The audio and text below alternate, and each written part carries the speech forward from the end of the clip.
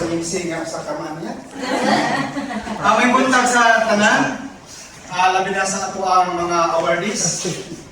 O labi na yun sa ato ang mga NMPs.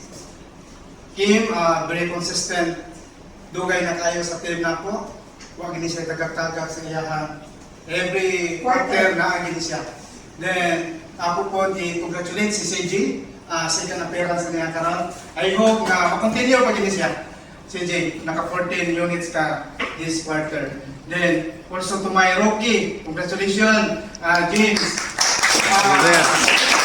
I hope, kini, this is the beginning sa imong journey diri sa continuous pa ta nga every quarter nga makita gyud kana mo diri. So, this award nga na-receive niyo karon, this is the result of your dedication, inyong hard work, inyong passion sa sales. So, siguro continue lang kita sa ato ang aim high ta, soar high, and ato yung aim nga every month nga makuha lang pa atong target.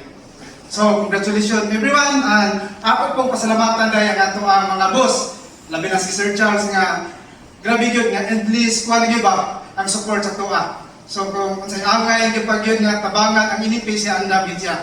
O si Ma'am Joy o napon si Sir Jojo. So congratulations kanatong tanan o good morning.